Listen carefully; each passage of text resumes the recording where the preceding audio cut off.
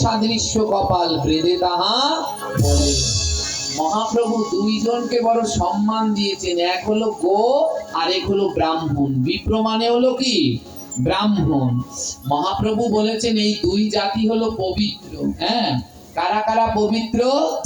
গোমাতা এবং ব্রাহ্মণ। ব্রাহ্মণ মানে বোঝেন, যারা চ্যাটার্জি মুখার্জি বাড়ি জন্মেছে ওরা ব্রাহ্মণ। ওই মাছ মাংস খাবে, বিড়ি সিগারেট খাবে, মদ গাঁজা খাবে, আর চ্যাটার্জি বাড়িতে জন্মালেই কোনোদিন ব্রাহ্মণ না। ওদেরকে বলি আমি বাউন। হ্যাঁ, ওদেরকে বলি আমি ব্রাহ্মণ। হলো সে যার ভিতরে 9টি গুণ আছে। কোথায় লেখা আছে? গীতার 18 অধ্যায়ের 42 নম্বর শ্লোকে লেখা আছে, সম দম তপ শৌচ ক্ষান্তি আর্য বম এবচ জ্ঞানম বিজ্ঞানম আস্তিকম ব্রহ্ম কর্ম স্বভাবজম। যার ভিতরে এই 9খানা গুণ আছে সে নমো বাড়িতে জন্মাক, চন্ডাল বাড়িতে জন্মাক, মুচি বাড়িতে জন্মাক, যার ভিতরে এই 9 গুণ আছে সেই ব্রাহ্মণ। আর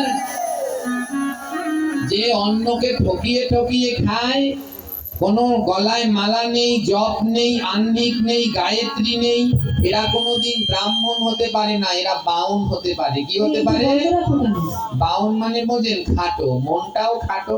যে 50 টাকা দেয় তার বাড়ি পুজো করে 5 মিনিট, আর যে 500 টাকা দেয় তার বাড়ি পুজো করে 1 ঘন্টা।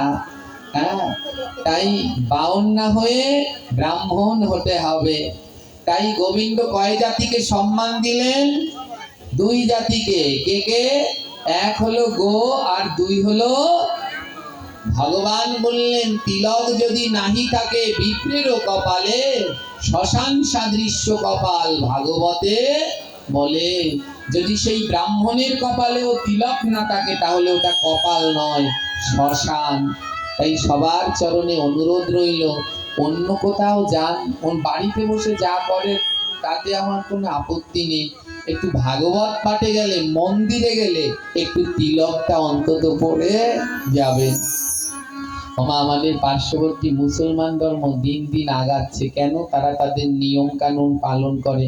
তাদের ধর্মে বলে ওয়াজ, আর আমাদের ধর্মে বলে ভাগবত পাঠ।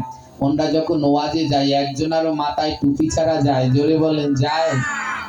ওনাদের ধর্মে যেমন টুপি দিয়ে যায়, আমাদের ধর্মে কপালে তিলক দিয়ে যায়। কিন্তু দুঃখ হলো আমরা তিলক দিলাম না। তাই সবার কপালে তিলক যদি দেওয়া ও গো থাকতো কত ভালো লাগতো।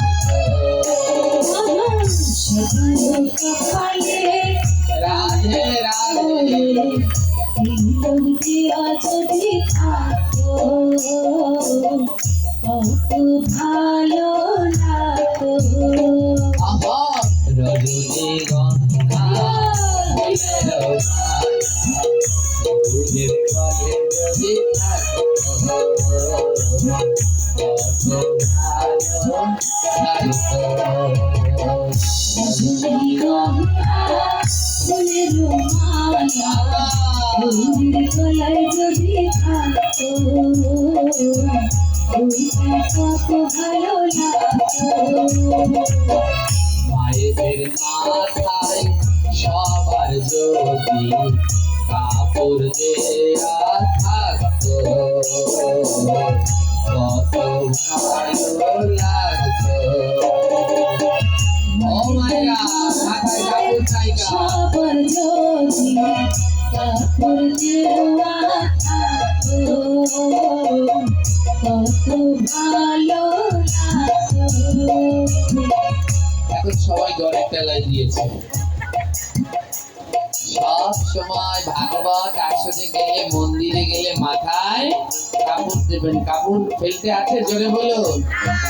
আমার বোনেরা, অনেক বোনেরা এসেছেন, কন্যাটা বুকে নয়, বোনরা কন্যাটাও মাথায় দিয়ে মাথা ঢেকে বসতে হবে। সবাই মাথায় কাপড় ওড়না দিয়ে বসুন, কারণ বিধি যে মানে না ব্যাধি তাকে